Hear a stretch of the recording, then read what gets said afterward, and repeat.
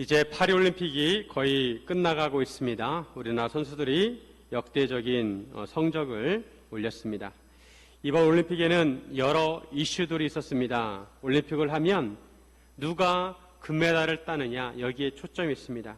하지만 이번 올림픽은 단지 선수들이 기량을 뽐내서 금메달을 따는 것만이 문제가 아니라 그 이면에 있는 문제들이 많이 드러나게 되었습니다. 개막식 때 공연을 통해서 보여준 이 시대의 문화들이라든지, 또 이제는 사람들이 예전처럼 올림픽에 관심을 갖지 않는 현상이라든지, 요즘 우리나라에서 문제점으로 드러나고 있는 각종 스포츠계의 협회 문제라든지 여러 문제들이 드러났습니다.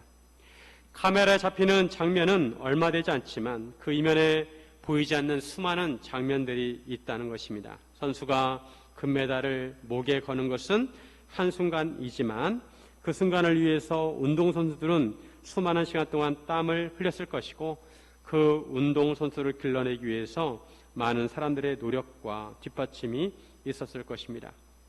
인간의 삶도 그렇습니다. 우리 주변에 보면 사람들의 주목을 받는 사람들이 있습니다. 그 사람이 물론 특출나서 주목을 받지만 그 사람이 있기까지 뒤에서 그를 감싸주고 돌봐준 사람들과 또 여러 환경들이 있었을 것입니다. 우리 눈에 보이는 것들은 표면적인 것들이 보입니다. 하지만 우리 눈에 보이지 않는 많은 이면적인 것들이 있습니다.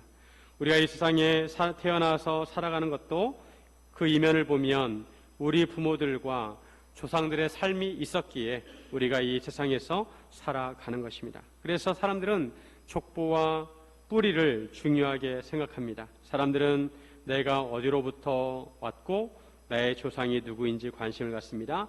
나무의 열매는 뿌리에서 시작되기 때문입니다. 오늘부터 마태복음 말씀을 함께 나누려고 하는데, 마태복음은 신약 성경의 첫 번째 성경입니다. 마태복음은 예수님의 족보로 시작하고 있습니다. 믿음의 세계는 아주 오래전부터 시작이 되었고 그 뿌리를 알아야 한다는 것입니다. 그리고 예수님은 하늘에서 그저 뚝 떨어진 것이 아니라 인간으로 오셨다는 것을 보여주고 있습니다. 우리가 구원을 받으려면 예수님을 믿어야 합니다. 그리고 예수님을 믿으려면 예수님께서 어떤 분이신지, 또 예수님께서 어떤 삶을 사셨는지, 예수님께서 어떤 말씀을 하셨는지 알아야 합니다. 그래야 우리가 예수님을 비로소 온전히 믿고 믿음으로 살 수가 있습니다.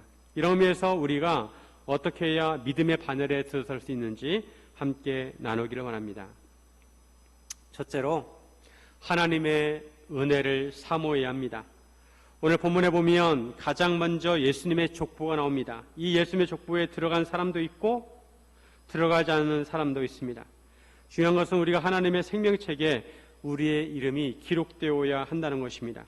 하나님의 생명책에 기록된 사람은 구원을 받은 사람입니다. 하나님의 보좌에는 두 가지 책이 있습니다. 한 가지는 생명책이고 또 한 가지는 우리의 삶에 대해서 기록한 책입니다. 우리가 살아오면서 했던 행동이나 생각이나 우리의 말들이 다 기록되어 있습니다. 우리가 생명책에 기록이 되려면 믿음의 반열에 들어서야 합니다. 믿음의 반열에 들어서려면 예수님을 믿어야 합니다. 그리고 예수님을 믿으려면 하나님의 은혜를 사모해야 합니다. 예수님의 족보는 이렇게 시작합니다. 1절에 보시면 아브라함과 다윗의 자손 예수 그리스도의 계보라. 예수 그리스도는 구원자이십니다. 참 하나님이시고 참 사람이십니다. 참 하나님이신 예수님께서 우리를 구원하시려고 사람이 되셨습니다. 이것을 성육신이라고 합니다. 그런데 하나님께서 예수님을 보내시기 위해서 아주 오래전부터 계획하시고 준비하셨습니다. 마태복음에서는 예수님의 족보를 아브라함과 다윗으로부터 시작합니다. 예수님을 아브라함과 다윗의 자손이라고 말씀합니다. 아브라함은 믿음의 조상이고 다윗은 하나님의 마음에 합한 자로서 이스라엘을 온전히 세운 왕입니다. 하나님께서는 아브라함과 다윗에게 언약을 줬습니다. 이 언약은 구원자에 대한 언약이었습니다. 예수님께서 이 언약을 성취하기 위해서 오신 것입니다. 아브라함은 믿음의 조상입니다. 하나님께서 아브라함을 갈대아 우르에서 부르시고 가나안 땅으로 인도하셨습니다. 하나님께서 아브라함에게 본토 친척 아비집을 떠나라고 하셨습니다. 이것은 우상을 섬기는 본토 친척 아비집을 떠나라는 것입니다. 하나님께서 믿음의 세계를 위해서 아브라함을 택하시고 그를 부르신 것입니다. 그러시면서 아브라함에게 언약을 주셨습니다. 창세기 22장 18절 말씀. 또 내 씨로 말미암아 천하 만민이 복을 받으리니 이는 내가 나의 말을 준행하였음이니라 하셨다 하니라. 아브라함이 이삭을 제물로 드리는 그런 시험을 통과한 다음에 하나님께서 아브라함에게 주신 언약을 확증해 주셨습니다. 즉 내 씨로 말미암아 천하 만민이 복을 받으리라. 이 언약을 따라서 예수님께서 오신 것입니다. 이 씨가 예수님을 의미합니다. 그리고 다윗에게도 언약을 주셨습니다. 사무엘하 7장 12절. 내 수완이 차서 내 조상들과 함께 누울 때 내가 내 몸에서 날 내 씨를 내 뒤에 세워 그의 날을 견고하게 하리라.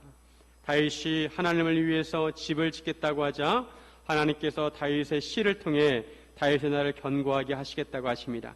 다윗의 씨는 물론 다윗의 후손이기도 하지만 중의적인 의미로 예수님을 의미합니다. 예수님께서 이렇게 아브라함과 다윗의 언약을 통해 이 땅에 오시게 되었습니다.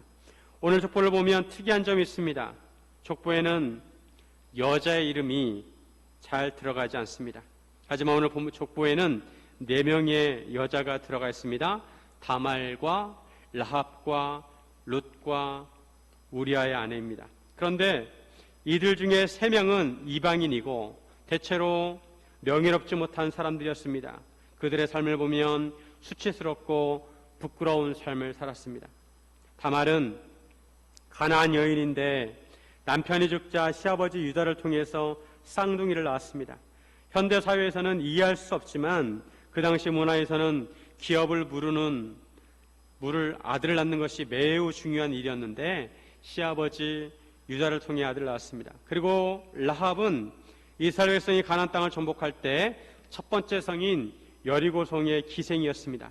라합은 여호와 하나님에 대한 소문을 듣고 이스라엘 정탐꾼을 숨겨주었습니다. 이로 인해 여리고 성에서 유일하게 라합과 그의 가족이 살아남게 되었습니다. 그리고 이스라엘 사람 살몬과 결혼을 하게 되었습니다. 룻은 모압 여인이었는데 남편이 죽고 나서 시어머니 나오미를 따라 베들레헴으로 오게 됩니다. 그리고 베들레헴에서 보아스를 만나게 됩니다. 그리고 다윗은 우리아의 아내를 통해 솔로몬을 낳았습니다. 다윗은 다윗의 아내를 통해 아들을 낳아야 정상인데 다윗은 다윗의 아내가 아니라 우리아의 아내를 통해 솔로몬을 낳았다고 말씀합니다. 예수님의 족보를 보면 이렇게 정상적이지 않은 관계들 그리고 사람들이 존경하는 가문의 사람들이 아니라 이방 여인들과 부족한 사람들을 통해 이어지게 되었습니다. 어떻게 이런 이방 여인들이 예수님의 족보에 포함되게 되었을까요? 히브리인 여인들도 아니고 이방 여인들, 그것도 사회적으로 지탄을 받을 수 있는 여인들이었습니다. 이들의 공통점은 하나님의 은혜를 사모했다는 것입니다. 라합은 조상꾼들에게 너희의 하나님 여호와는 위로는 하늘에서도 아래로는 땅에서도 하나님이시니라 라고 고백을 하였습니다. 룻도 나오미에게 어머니의 백성이 나의 백성이 되고 어머니의 하나님이 나의 하나님이 되시리니 라고 했습니다. 이들은 비록 이방 여인이었지만 하나님을 사모하고 하나님을 경외하고 하나님의 은혜를 사모함으로 족보에 포함되게 되었습니다. 반면에 예수님의 족보에 포함되지 않은 사람들이 있습니다. 예수님의 족보에는 아브라함부터 다윗까지 14대, 다윗부터 바벨론에 끌려갈 때까지 14대, 그리고 바벨론으로 사로잡혀간 후부터 그리스도까지 14대 총 42대입니다. 7은 완전수입니다. 그래서 7을 2번 해서 14대씩 3번 반복이 되고 있습니다. 그런데 다윗을 이어서 왕이 된 사람들을 보면 빠진 사람들이 나옵니다. 8절에 보시면 아사는 여호사밧을 낳고 여호사밧은 요람을 낳고 요람은 우시아를 낳고, 여기에서 요람과 우시아 사이에 몇 명이 빠졌습니다.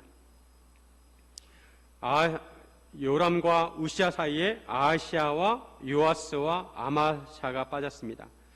여호사밧은 유대의 왕이었는데 그의 아들 요람을 북이스라엘의 아합과 또 이세벨의 딸 아달랴와 결혼을 시켰습니다. 이세벨은 시돈 출신으로 여호와의 선지자를 진멸하고 바알과 아세라 선지자를 육성한 악한 왕비입니다. 그런 이세벨의 딸이 아달랴가 남유다의 왕비가 되었습니다. 그런데 예후에 의해서 그의 아들 아하시아 왕이 죽게 되자 아달랴가 왕노릇을 합니다. 그 어미의 그 딸이라고 이세벨이 북이스라엘의 선지자들을 다 죽인 것처럼 아달랴도 남유다의 자손을 멸절시킵니다. 다행히 요아스가 살아남게 되었습니다. 중간에 생략된 아하시아와 요아스와 아마샤는 북이스라엘 왕 아합과 이세벨 그리고 그의 딸 아달랴와 연관이 있습니다. 그래서 오늘 족보에 이들이 제외되고 요람에서 바로 우시아로 넘어가게 됩니다. 오늘 족보에 보면 자격이 없는 자처럼 보이지만 예수님의 족보에 포함된 사람들이 있는가 하면 혈통적으로 충분한 자격이 있음에도 포함되지 않은 사람들이 있습니다. 그 기준은 하나님의 은혜입니다. 부족하더라도 하나님의 은혜를 받은 사람들은 포함이 되었고, 혈통적으로 자격이 있지만 포함되지 않은 사람도 있습니다. 우리가 예수님을 믿는 것도 하나님의 은혜입니다. 우리가 믿음의 반열에 서는 것도 다 하나님의 은혜입니다. 하나님의 은혜를 사모하는 사람들은 믿음의 반열에 서게 될 것이고, 하나님의 은혜에 사각지대가 있는 사람들은 믿음의 반열에 포함되지 않을 것입니다. 은혜는 하나님께서 값없이 주시는 것입니다. 자격 없는 자들에게 베푸시는 것입니다. 하나님께서는 은혜를 사모하는 자에게 은혜를 베풀어 주십니다. 그래서 우리는 하나님의 은혜를 간절하게 사모해야 합니다. 하나님의 은혜를 사모하는 사람은 하나님을 바라고 하나님을 기대하고 소망하게 됩니다. 하루를 살면서도 하나님의 은혜를 사모해야 합니다. 하나님께 주신 은혜에 감사하며 하나님의 은혜를 기대해야 합니다. 학생이 선생님의 수업을 간절히 사모하면 학교를 일찍 갑니다. 제일 먼저 가가지고 교실 맨 앞에 앉아가지고 선생님의 말씀을 입을 눈이 뚫어져라 쳐다봅니다. 마찬가지로 우리가 하나님의 은혜를 사모한다면 우리의 눈빛이 달라야 되고 그만큼 간절한 마음이 있어야 하는 것입니다. 하나님의 은혜를 사모하는 사람은 하나님 없이는 안 된다고 생각하는 사람입니다. 하나님 은혜 없이는 안 됩니다. 저는 살 수 없습니다. 반면에 은혜를 사모하지 않는 사람은 꼭 하나님이 아니어도 된다고 생각합니다. 하나님의 은혜를 사모하는 사람은 예배를 통해 하나님을 간절히 만나기를 원하고 은혜 받기를 사모합니다.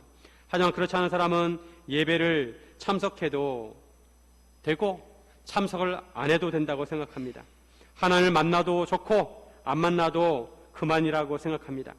구원을 받으려면 하나님의 은혜를 간절하게 사모해야 합니다. 사랑하는 여러분, 하나님의 은혜를 사모하시기를 주님의 이름으로 축원드립니다.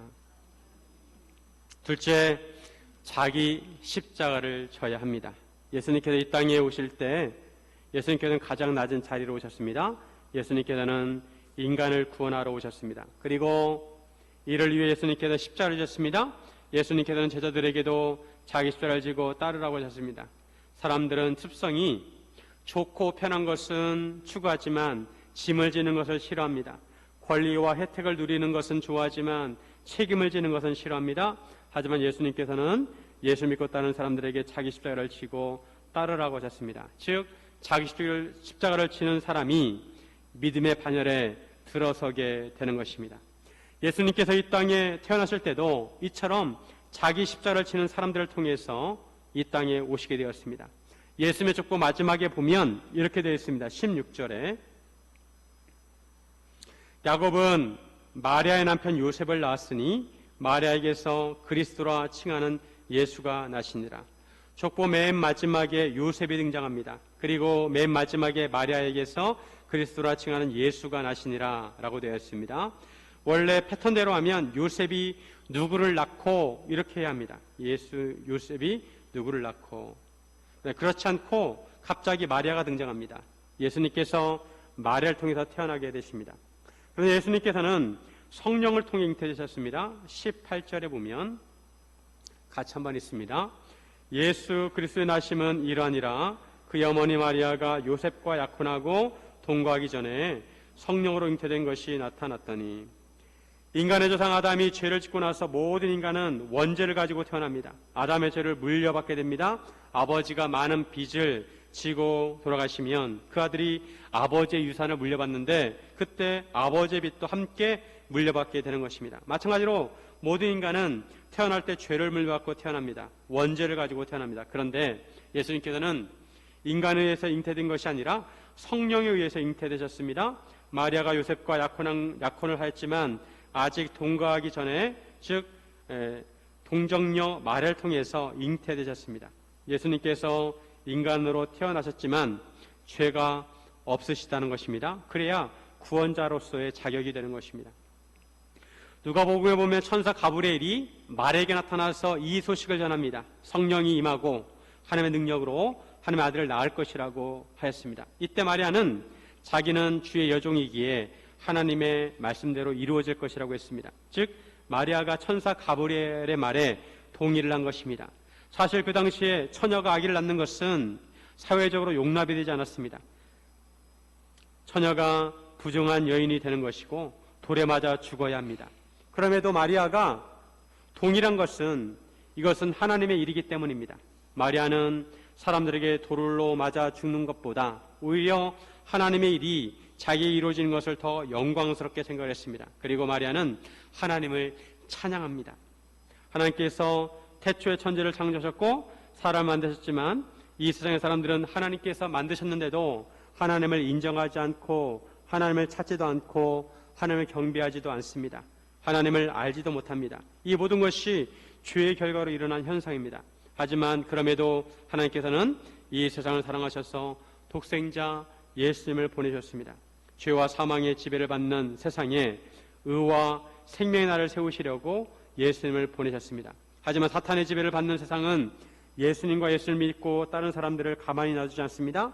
예수님께서 이 땅에 태어나시고 사역을 감당하실 때 끊임없이 박해를 하였습니다. 그리고 지금도 사람들이 예수를 믿고 따르지 못하도록 사람들을 시험하고 영적으로 방해합니다.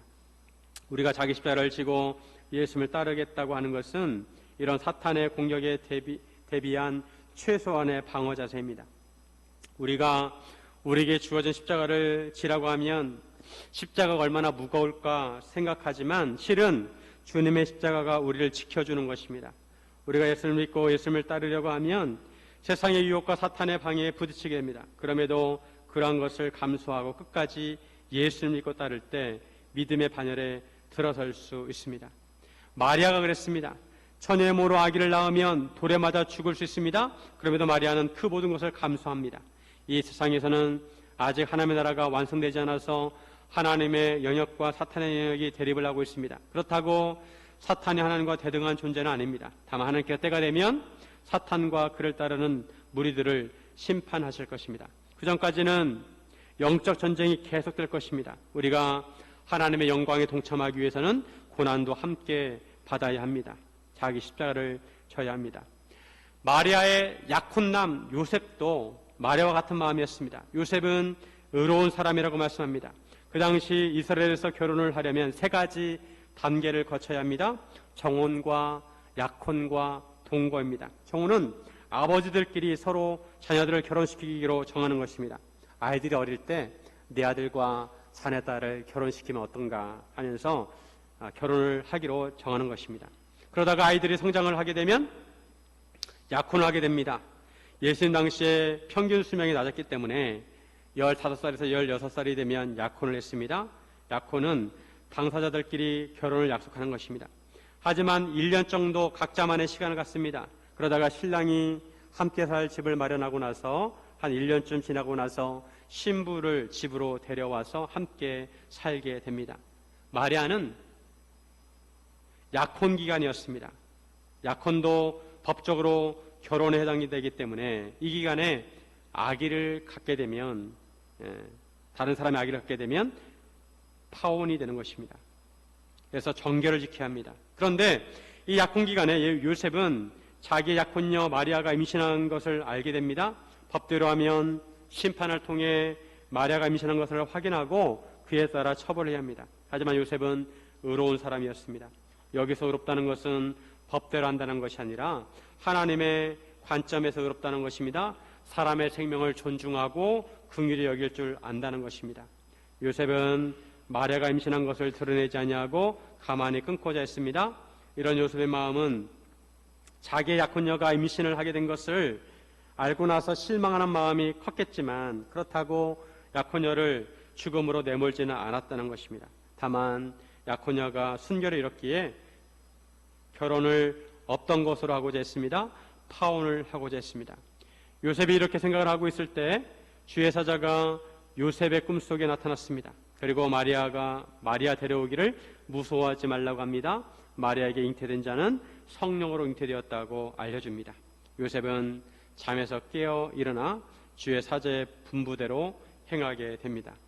마리아를 데려오게 됩니다. 그리고 마리아가 아기를 낳을 때까지 동침하지 않았습니다. 요셉도 하나님의 일을 위해서 희생하고 자기 십자가를 졌습니다. 오늘날도 마찬가지입니다. 오늘날도 우리가 하나님을 위해서 살려고 하면, 예수를 믿고 따르려고 하면 자기 십자가를 져야 합니다. 십자가는 사형 틀입니다. 죽음을 각오하라는 것입니다. 하나님을 위해서 희생하고 고난을 받으라는 것입니다. 이것이 진정한 하나님의 백성이고 예수님의 제자라는 것입니다. 우리가 하나님의 영광을 받기 위해서는 고난도 함께 받아야 합니다. 구체적으로 자기 십자가를 지는 것은 무엇을 의미할까요? 내 십자가를 지는 것, 자기 십자가를 지는 것은 무엇을 의미할까요? 여러 가지 의미가 있겠지만 자기 십자가를 지는 것은 하나님의 말씀에 순종하는 것입니다. 하나님의 말씀에 순종하는 것이 쉽지는 않습니다. 많은 저항에 부딪히게 됩니다. 그럼에도 마리아는 성령으로 예수님을 잉태하였고 요셉은 그런 마리아를 데려왔습니다. 하나님의 나라를 위해서, 하나님의 영광을 위해서 현실적으로 힘든 일이지만 결단을 내리고 순종하였습니다. 오늘날 우리가 결단하고 순종해야 할 말씀이 무엇인지 생각해야 합니다. 내가 순종하지 못하고 있는 말씀이 무엇인가, 그리고 내가 순종해야 할 말씀이 무엇인가 생각하고 그 말씀에 순종해야 합니다. 사랑하는 여러분, 자기 십자가를 지고 순종의 삶을 사시기를 주님의 이름으로 축원드립니다.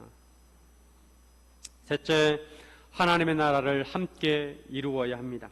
우리가 믿음의 반열에 서려면 예수님과 함께 해야 합니다. 예수님과 함께 구원을 이루어야 합니다. 예수님과 함께 하나님의 나라를 세워야 합니다. 그럴 때 예수님과 함께 영광을 누릴 수가 있습니다. 하나님께서는 천사를 통해 마리아와 요셉에게 그 아이가 어떤 분이신지 알려주십니다. 아이의 이름까지 알려주십니다. 그 아이 이름은 바로 예수입니다. 예수. 그리고 예수님께서 태어나신 목적을 알려주십니다. 21절에 보시면 같이 한번 있습니다. 아들을 낳으리니 이름을 예수라 하라. 이는 그가 자기 백성을 그들의 죄에서 구원할 자이심이라 하니라. 예수님께서 이 땅에 오신 목적은 자기 백성을 죄에서 구원하시기 위해서입니다. 인간을 죄로부터 구원하시기 위해서입니다. 그리고 이렇게 예수님께서 태어나신 것은 하나님께서 선지자를 통해 주신 말씀을, 언약의 말씀을 성취하신 것입니다. 하나님께서는 이사야 선지자를 통해서 처녀가 아들을 낳을 것이라고 하셨습니다. 23절에 보라, 처녀가 잉태하여 아들을 낳을 것이요 그의 이름은 임마누엘이라 하리라 하셨으니 이를 번역한즉 하나님이 우리와 함께 계시다 함이라. 처녀가 낳을 아들의 이름을 임마누엘이라 하셨습니다. 임마누엘은 하나님께서 우리와 함께 하신다는 뜻입니다.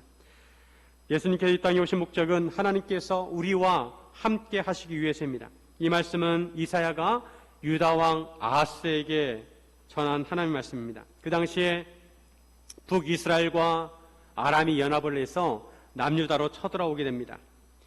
이때 유다왕 아하스는 여호와 하나님을 의지하지 아니하고 그때 그 당시에 강대국인 아수르를 의지하려고 합니다. 이때 하나님께서 이사야 선지자를 통해서 주신 말씀입니다. 처녀가 잉태하여 아들을 낳을 것이며 그 이름이 임마누엘이고 이것이 징조가 될 것이다. 하나님께서 우리와 함께 하신다는 것입니다. 적들이 지금 코앞에 와 있습니다. 얼마나 두렵습니까? 그런데 하나님께서 우리와 함께 하신다고 말씀하십니다. 하나님께서 함께 하시니까 너무 두려워하지 말라는 것입니다. 하나님께서 구원하신다는 것입니다. 죄와 사망은 분리시키는 것이 특징입니다. 죄는 하나님과 사람을 분리시키고 사람과 사람을 분리시키고 사망은 몸과 영을 분리시키고 생명과 분리가 됩니다.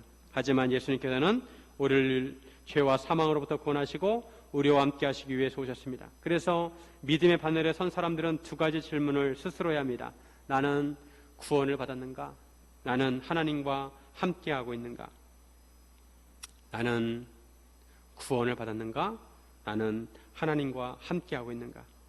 하나님께서 최초 인간 아담을 창조하시고 아담을 에덴 동산에 두시고 아담과 함께 하셨습니다. 하나님께서 에덴 동산에서 아담과 함께 거니셨습니다. 그런데 아담이 죄를 짓고 나서 아담은 에덴 동산에서 쫓겨나게 됩니다. 하나님과 함께 할 수 없었습니다. 인간이 창조주 하나님과 함께 하지 못하는 것은 아기가 엄마와 함께 하지 못하는 것과 같습니다. 물론 인간의 죄를 지었어도 하나님께서는 인간이 살아가는 데 필요한 것들은 다 공급해 주십니다. 다만 인간과의 관계가 단절되게 됩니다. 하나님께서 다가오고 싶으셔도 인간에게 죄가 있기 때문에 거룩하신 하나님 다가오시면 인간이 죽게 됩니다. 하나님의 마음은 엄마가 아기를 본능적으로 찾는 것처럼 인간을 가까이 하기 원하십니다. 그래서 인간을 죄와 죽음으로부터 구원하시고 하시려고 예수님을 보내신 것입니다. 구원의 궁극적인 목적은 하나님께서 우리와 함께 하시는 것입니다. 아기가 엄마 품에 안기듯이 하나님께서 우리를 품에 안으시는 것입니다. 이것이 하나님과 인간의 가장 정상적인 관계입니다. 이를 위해서 하나님께서 예수님을 보내주셨습니다. 예수님께서는 이런 하나님의 마음과 뜻을 이루시기 위해서 오셨습니다. 그리고 예수님께서는 철저하게 하는 말씀에 순종하십니다. 그리고 하나님의 백성이 어떻게 살아야 하는지 친히 본을 보여주셨습니다. 예수님께서는 십자가 사역을 통해서 인간을 구원하시고 구원받은 사람들이 예수님과 함께 하나님의 나라를 세우기를 원하십니다. 그래야 하나님의 나라에서 인간의 하나님과 영원히 함께 살 수 있기 때문에 그렇습니다. 이를 위해 예수님께서는 3년 반 동안 제자들을 훈련시키십니다. 예수님은 제자를 통해 복음이 땅끝까지 전파되게 하셨고 세상의 모든 민족을 제자로 삼으라고 하셨습니다. 이를 위해 아버지와 아들과 성령의 이름으로 세를 베풀고 예수 말씀을 가르쳐 지키게 하라고 하십니다. 이 지상명령은 이 땅에 하나님 나라를 세우는데 가장 필요한 핵심적인 명령입니다. 마태복음은 마태를 통해 기록이 되었습니다. 마태는 원래 세리였습니다. 그의 이름은 레이라고도 알려져 있습니다. 마태는 족보에 포함된 여인들처럼 사람들에게 존경받지 못하는 직업을 가졌습니다. 그 당시에 세리는 이스라엘 백성으로부터 세금을 거두어 가지고 로마에 헌납하는 그런 일을 맡았습니다. 이스라엘 백성과 로마 사이에서 폭리를 취하는 세리도 있었습니다. 이로 인해 세리는 나라를 팔아먹는 매국노로 여겨졌고 사람들로부터 손가락질을 받았습니다. 우리나라로 치면 친일파에 해당이 됩니다. 인생의 그늘이 있는 사람이옵니다. 그런 마태가 예수님의 부르심을 받았습니다. 그리고 예수님의 제자가 되었습니다. 마태는 추후 60년에서 70년쯤에 예수님과 예수님의 행적을 생각하면서 마태복음을 기록하게 됩니다. 마태복음 9장 9절부터 10절에 보시면 예수께서 그곳을 떠나 지나가시다가 마태라는 사람이 세관에 앉아 있는 것을 보시고 이르시되 나를 따르라 하시니 일어나 따르니라. 예수께서 마태의 집에서 앉아 음식을 잡수실 때에 많은 세리와 죄인들이 와서 예수와 그의 제자들과 함께 앉았더니 예수님께서 마태를 부르시고 나를 따르라고 하셨습니다. 그리고 예수님께서 마태의 집에 가셔서 함께 음식을 잡수십니다. 이것은 굉장한 친밀감을 나타내는 것입니다.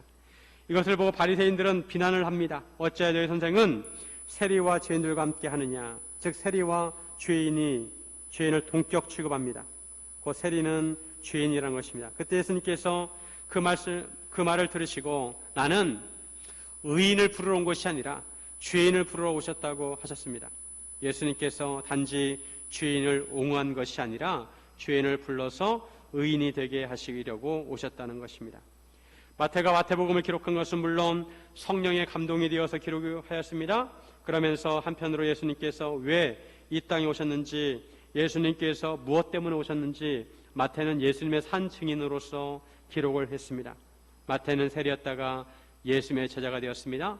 요즘 아이들은 중심에 있는 사람들을 인싸라고 합니다. 인사이더의 줄임말입니다. 그리고 밖에 있는 사람을 아싸라고 합니다. 아웃사이더의 줄임말입니다. 마태는 아싸였다가 인싸가 되었습니다. 그리고 우리를 믿음의 반열에 초대하고 있습니다. 우리도 믿음의 반열에 설 수 있고 믿음의 인싸가 될 수 있다는 것입니다. 한 나라가 잘 되려면 왕이 중요합니다. 누가 왕이 되냐에 따라 그 나라의 미래가 달라집니다. 예수님은 한 나라의 왕으로 오셨습니다. 오늘 본문에 보면 왕이란 단어가 딱 한 번 나오는데 6절에 보시면 다윗에게 왕이란 칭호를 사용합니다. 하나님께서 왕에 대한 언약을 다윗에게 주셨습니다. 그리고 예수님께서 이런 다윗의 가문에 오셨고 다윗의 언약을 따라 오셨습니다. 예수님께서 왕이 되셔서 세우시는 하나님의 나라는 이 세상의 나라와 다릅니다. 예수님께서는 우리를 믿음의 반열에 초대하시고 우리와 함께 하나님의 나라를 세우기를 원하십니다. 사람들이 인생을 살아가는 모습을 보면 참 다양합니다. 하지만 가장 보람 있는 인생은 하나님의 나라를 세우는 인생입니다. 하나님의 나라는 영원한 나라이고 평화와 기쁨의 나라입니다. 이 세상을 거쳐간 사람들은 그 이름을 남기고 떠났습니다. 그 이름들은 어딘가에 기록되어 있습니다. 우리들의 이름이 사람들의 책이 아니라 하나님의 생명책에 기록되기를 원합니다. 하나님의 생명책에 기록된 사람들은 금메달이 아니라 생명의 면류관을 받게 될 것입니다. 우리 모두가 믿음의 반열에 초대받은 사람으로 함께 모여서 기도하고 함께 하나님의 말씀을 나누고 예수님과 함께 하나님의 나라를 세우기를 원합니다. 사랑하는 여러분, 믿음의 반열에 서서 주님과 함께 하나님의 나라를 세우시기를 주님의 이름으로 축원드립니다.